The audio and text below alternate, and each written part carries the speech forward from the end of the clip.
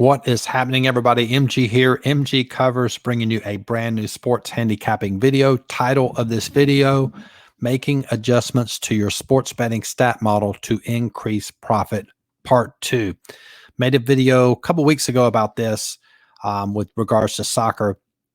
This is going to be part 2. Super fascinating, super educational. I think you'll get a lot of value watching this. If this is your first time watching one of my videos, greatly appreciate you subscribing to the channel. Big shout out to all the subscribers we've added here in the last couple of weeks. Greatly appreciate that. And a lot of activity on the channel, people commenting, asking questions. Love that. If you want to follow me on social media, Instagram, Twitter, MGCovers, covers spelled with the Z. Give out a lot of content on my storyline, things I don't normally post, maybe a small video or some advice, something about line movement, etc. So you get a lot of value. Simply follow me on social. Let's dive into this video. And if you remember last week, what we talked about, this is the soccer model. So just to recap that briefly, what we did was we noticed that in soccer, the concept is that we only play home teams, right? But what we realized is that not all home teams, how can I say this? The win percentage for home teams was significantly lower than the win percentage in teams in other leagues. And I'm going to give you a really good tip here. I've talked about soccerstats.com before. It's a really good site. I think it's basically free. You can get it to where you can subscribe where you don't have to pay ads. I think it's like $5 a month, really expensive, which is what I do. So let me show you what I'm talking about. So in soccer, we only play home teams because home teams win more than the draw line, more than the away line. But what I found in my research in the previous video is that some of these home win percentages were as low as like 40%. I think Japan League was like 39%. So what we did when we made adjustments in the first video is we only are going to consider teams that have leagues that have a win percentage of 45% or greater, or basically closer to 50% or rounded to. So how you would find that, click on leagues. And this is a really great resource. Just click right here where it says home wins and watch this. So it shows the win percentage of that league for the home team. So it's really cool. And you scroll down here, we've got Brazil Series B, 50%. You can see MLS. That's a great league to wager on. Handicapping it the way I handicap MLS, home team wins 49%. Look, let's see if we can find another. Norway, 48%. So very fascinating. And you would want to avoid teams or leagues where the home percentage, let's see if we can find a popular league and show you how low it is. Yeah, look at Turkey. Well, that's Turkey League One. Look at Bundesliga, 38%. That's and granted, they've just started playing. Each team has only played like 8 matches, but still, that's too low to play. So anyway, back to the actual post. So what we did was we eliminated these teams to help increase the profit, and it actually did. Now, the model itself is really good. Let me just review this real quick. So since we went to playing dogs only, that was step 1. So that by only playing dogs, that our win percentage can be 50% and we're still able to turn a profit, probably less than 50%. So we did that. And then, of course, we are only going to focus on playing leagues where the win percentage is close to 50%. Now, if you add all this up, even with those changes, it's still hitting at 8 units in about a month. Now, watch this. So this is what I did. So I basically, in a nutshell, changed the entire soccer model. And I talk about this on my podcast. There's a link to listen to that last podcast. I break all this down. And essentially what I want to do is I want to do this to all my models. And I've started with soccer. I've tweaked some with NHL. I'm going to take all of the subjective things that we handicap, assign it a numeric value, and then factor that back into the line. So therefore, the stat model becomes a true plug and play model. And what a plug and play model is, there's no handicapping. So the model will say play team A, team C, and team G.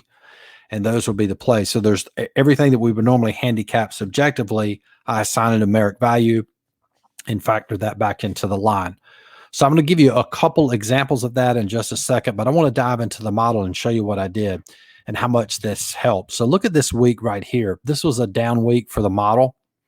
1, 2, 3, only had 4 wins. So, and you're looking at my line. So what I did was I tweaked the model. And so what I'm showing over here, this is the tweak model win percentage, 67% chance to win. The away side had 43% chance. So what I did was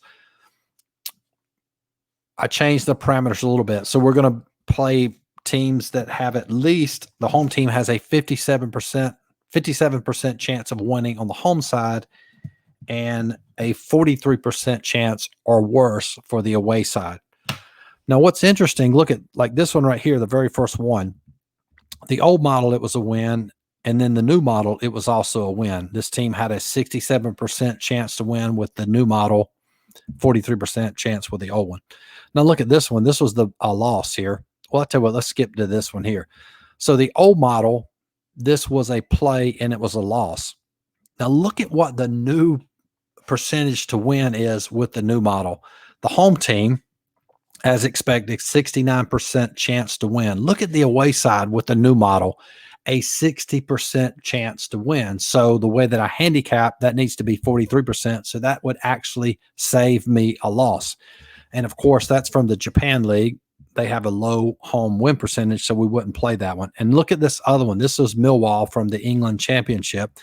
The old model, it was considered a play. But look at the new model. The home side only had a 53% chance of winning. The away side, 48%. So that would have been a no play. So you can look at these percentages and go through all these. But what I want to do, look over here at the adjustments that I made. This was sort of what I did was I basically back tested the last 2 weeks and look at how many less games that I'm playing. And I've said this before, the way that I like to handicap, I like to play low volume. Never been a high volume player. It's never been my forte. I like having a very discrete model.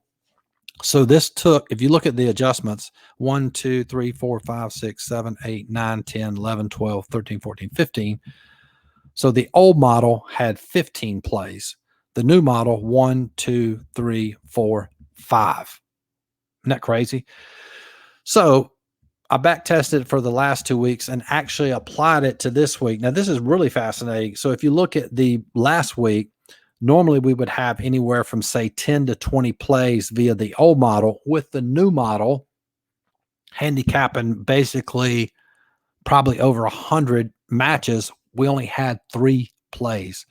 And it was these 3 plays, one from I think that's the Columbia League, and then these 2 were from Brazil Series B. And check this out, it goes 2-1. So extremely profitable. And I posted the actual lines here. So the 133 converts into a 43% chance of winning. And it goes 2-1. Now, if you go back and add up the last 3 weeks, so that's 7 wins. 1, 2, 3 losses. So is that right? Yeah, 3 losses. And then we add up and just a big shout out to Google Sheets, 5.63 units. If you're not, Google Sheets is like the best. I know several other successful handicappers that use Google Sheets with a lot of success. So check this out. It goes to, with those tweaks that I make to the model, basically the new model, it ends up going 7.3 up 5.63 units. And what's interesting to show, let me show you, I think I did this in the last video. If we do the old model for the previous 2 weeks, look at the, that was -7 units in these 2 weeks with the old model. So this new model is extremely effective and super excited about the future going forward with this new model. So the next question you might be asked watching this video is, how do you assign a numeric value to something that's subjective? Let me give you one example. And I've mentioned this before. this is an excerpt from my mentor in this business, Bob McCune. He wrote several books about sports handicapping, not alive and now passed away, I think in early 2000s. Very cerebral, very brilliant mind. He wrote 3 books. You can find them on Amazon. They're expensive because they're out of print. This particular example is from a book he wrote, The Gambling Times Guide to Football Handicapping. Excellent book, great resource. A lot of things that you hear me teach and explain, I basically got from him. So what he did was fascinating. And I've talked about this in another video. He took form and assigned it a numeric value so that you can factor it into a line. So something that's normally factored subjectively, like form, is a team in good form or bad form. Well, what is good form? You actually give it a statistical number. So what he did, you can see here, he took the last 5 games of this team. This is an example, and they won 3 out of the last 5. So how he calculated a number, he takes 3 minus 2 would be +1. So form, this team here is +1. And you look at their opponent, won 4 out of their last 5. So you take 4 minus 1, and that's +3. And if you wanted to take this a step further, you could say 3 minus 1 is +2. So this team here, Team B, is +2 over Team A. And there's a video I did about creating a model and assigning it an actual number. So what you could do is, if a team has won their last 5, that team would be -150. If a team hasn't won any of their last 5 games, you would assign it +150. So that's an example of taking something that's subjective and making it objective. And it's really an effective way. And it works well for me because my strength is in models and not in handicapping subjectively. And I'll give you another example. And you've heard me mention this several times, where I talk about public teams getting 53% of the ticket count.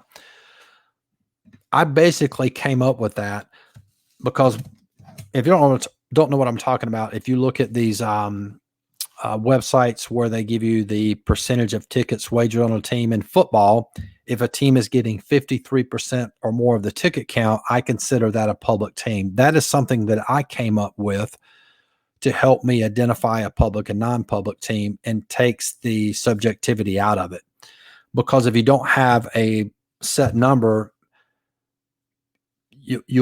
what will happen when you start handicapping, you get sort of emotionally attached to a game, like, this team is getting 55% of the ticket count, I'll still play it. Whereas if I just tell myself a team is a public team if they're getting 53% more of the ticket count, and it helps take something that's subjective and make it objective. So that's 2 examples there of how to do that. So anyway, super excited about this soccer moving forward. And so to apply this to any other sport you can do, again, going back to the basics of tweaking a model that you already have, the key point is to look at your losses. The wins sort of take care of themselves, but you can learn a lot by the losses. Go look at the stats, go look at the box score of the losses, and see if there's something that you can identify in there that maybe you're missing. And that's basically what I did. So you can apply this to football, baseball, etc. So if you want access to the lines that I'm using, especially the new lines here for soccer, $49.95 per month. There's a link to join in the description box. You also get access to all the coaching videos. If you want access to all my plays, $99 a month, and that covers everything on the website. And if you want access to everything on the site for a solid year, that's $4.99. And that's it. Don't forget to like this video, subscribe to the channel. Good luck this week, and we'll talk to you guys soon. Peace.